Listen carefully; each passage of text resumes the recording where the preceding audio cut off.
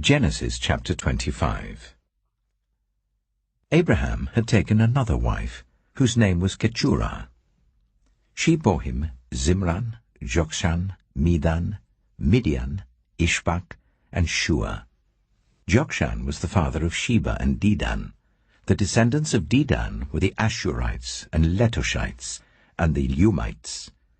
The sons of Midian were Ephah, Hanok, Abida, and Eldaah. All these were descendants of Keturah. Abraham left everything he owned to Isaac. But while he was still living, he gave gifts to the sons of his concubines and sent them away from his son Isaac to the land of the east. Abraham lived 175 years.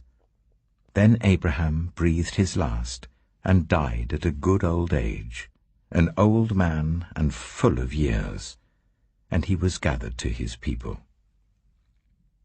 His sons Isaac and Ishmael buried him in the cave of Machpelah, near Mamre, in the field of Ephron, son of Zohar the Hittite, the field Abraham had bought from the Hittites. There Abraham was buried with his wife Sarah. After Abraham's death, God blessed his son Isaac, who then lived near Beer-lahai-roi. This is the account of the family line of Abraham's son Ishmael, whom Sarah's slave Hagar the Egyptian bore to Abraham.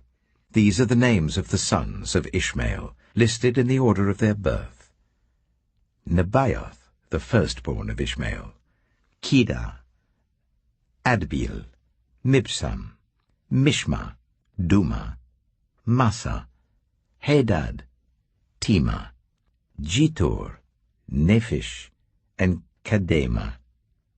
These were the sons of Ishmael, and these are the names of the 12 tribal rulers according to their settlements and camps.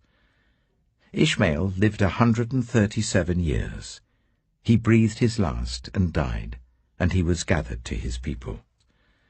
His descendants settled in the area from Havilah to Shur, near the eastern border of Egypt as you go towards Ashur.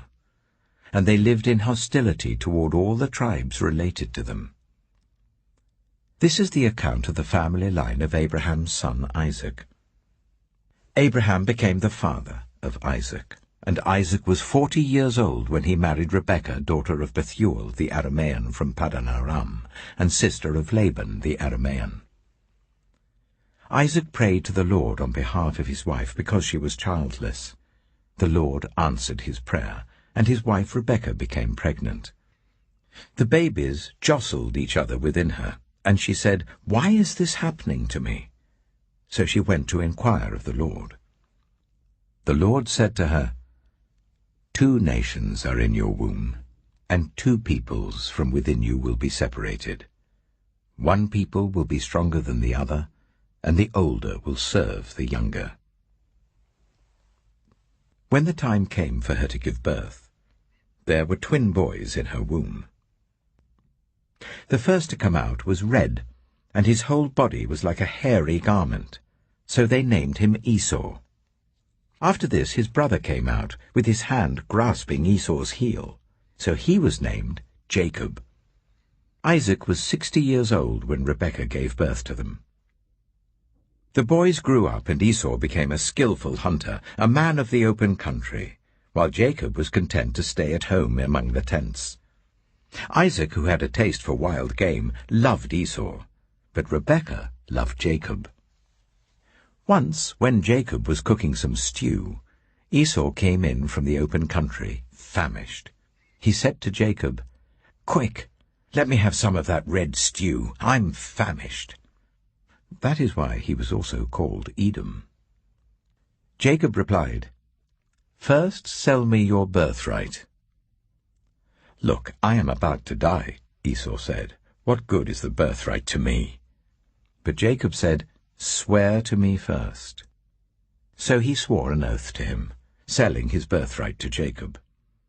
Then Jacob gave Esau some bread and some lentil stew. He ate and drank, and then got up and left. So Esau despised his birthright.